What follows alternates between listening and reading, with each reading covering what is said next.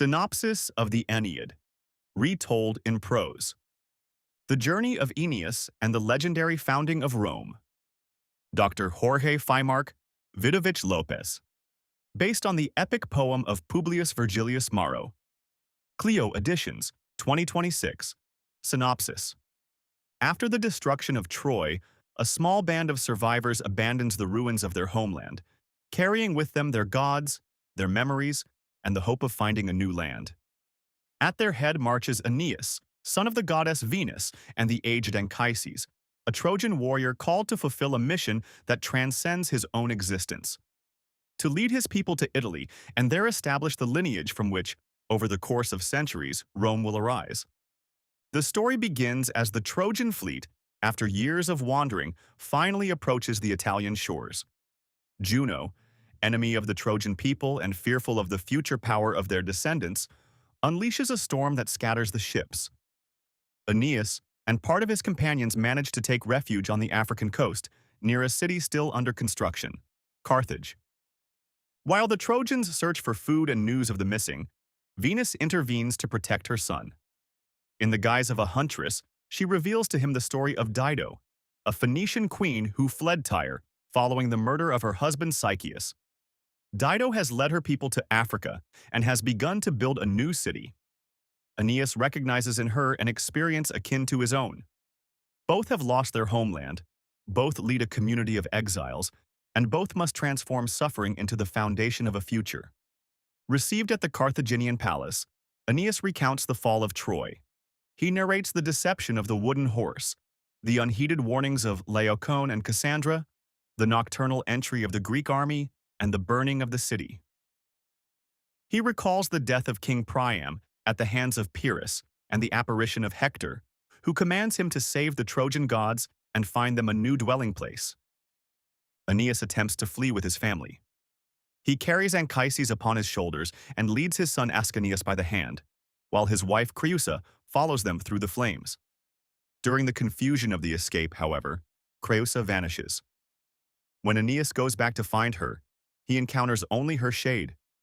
She tells him that he must leave Troy, cross the sea, and reach a western land where a kingdom and a new wife await him. A prolonged wandering thus begins.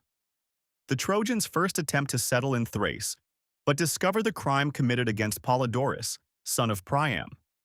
At Delos, Apollo commands them to seek the ancient land of their forebears. Anchises interprets this as Crete, where they found a city. A plague, however, shows them that they have mistaken their destination. The household gods then reveal that the true ancestral homeland lies in Hesperia, the region men call Italy. The journey continues through storms, portents, and perils. On the Strophades Islands, the Harpies foretell that the Trojans will not found their city until hunger drives them to devour their own tables. In Epirus, they encounter Helenus and Andromache, survivors of the royal house of Troy, who have built a small replica of the lost homeland. Helenus, endowed with the gift of prophecy, explains to Aeneas the dangers he has yet to overcome and instructs him to seek at Cumae, a sibyl capable of showing him the way to the underworld. The voyagers at last sight Italy, yet they cannot settle there.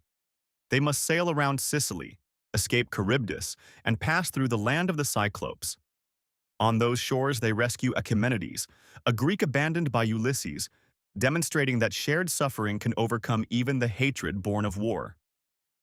Shortly afterward at Drepanum, Anchises dies. The loss of his father deprives Aeneas of his principal counselor and places upon him sole responsibility for the expedition. In Carthage, meanwhile, Dido falls in love with Aeneas through the intervention of Venus and Cupid. The queen believes she has found in the hero the possibility of rebuilding a life shattered by the death of Sychaeus. A storm drives them into a cave, where their union takes on for Dido the significance of a marriage. Aeneas, however, remains bound by a destiny that will not allow him to stay. Jupiter sends Mercury to remind him of his mission. Aeneas secretly prepares to depart, but Dido discovers his plans. The queen reproaches him for having accepted her hospitality and her love only to abandon her. Aeneas acknowledges the pain he causes, yet maintains that he does not sail for Italy of his own free will.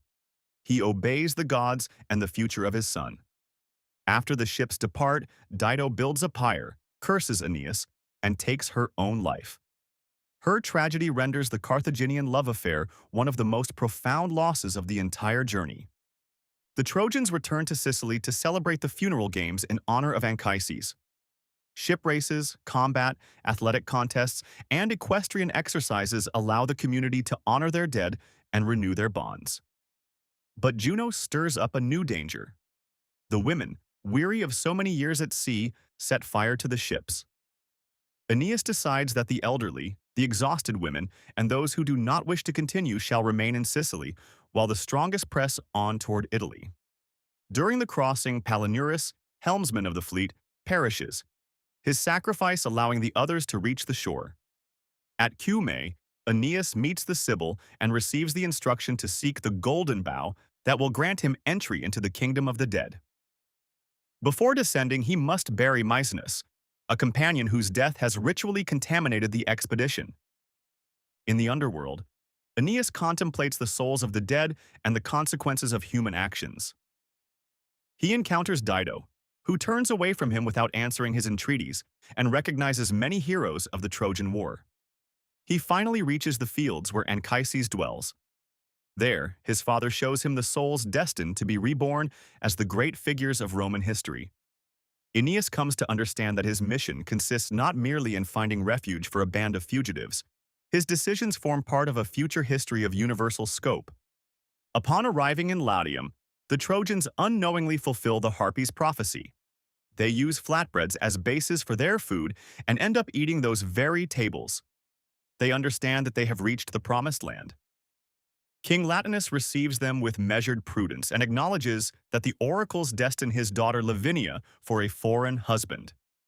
Peace, however, is thwarted by Juno. The goddess sends the Fury Alecto to rouse the opposition of Queen Amata and the warrior Turnus, prince of the Rutulians and former suitor of Lavinia.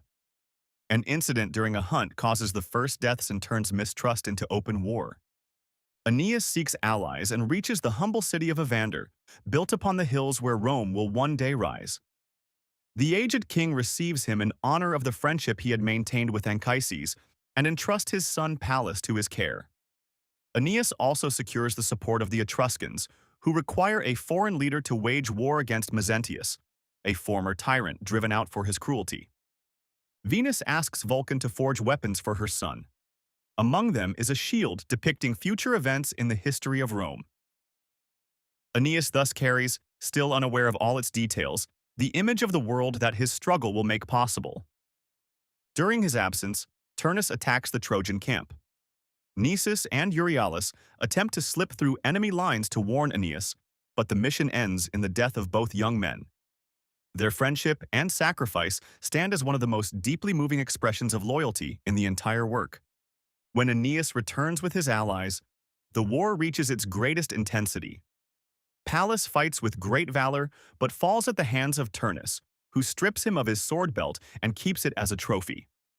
Aeneas, devastated by his failure to protect Evander's son, is consumed by a terrible rage. In the battles that follow, Lausus and his father Mezentius are both killed. Their final actions reveal a humanity that stands in sharp contrast to the cruelty that had defined Mezentius's reign.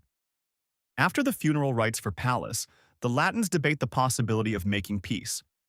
Turnus, however, refuses to relinquish Lavinia or his claim to power.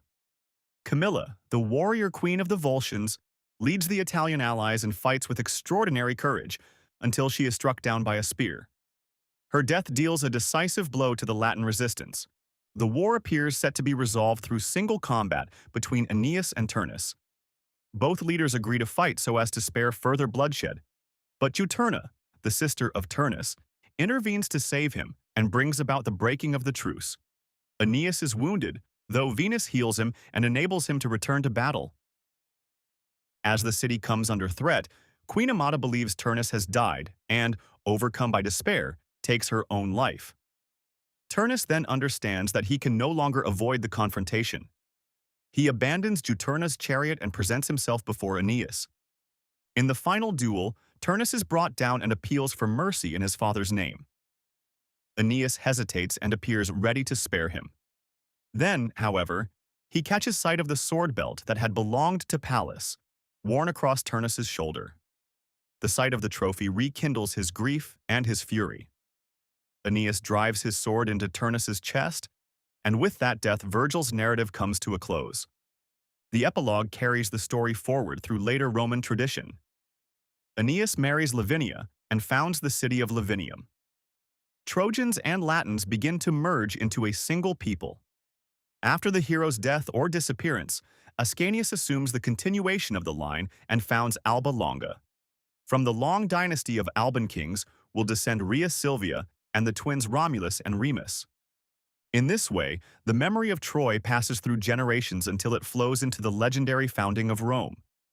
Initial defeat is transformed into origin, exile into homeland, and loss into a promise of continuity.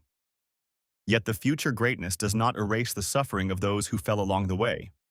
Dido, Creusa, Anchises, Palinurus, Nisus, Euryalus, Pallas, Camilla, Lausus, Mezentius, and Turnus endure as testament to the human cost demanded by destiny.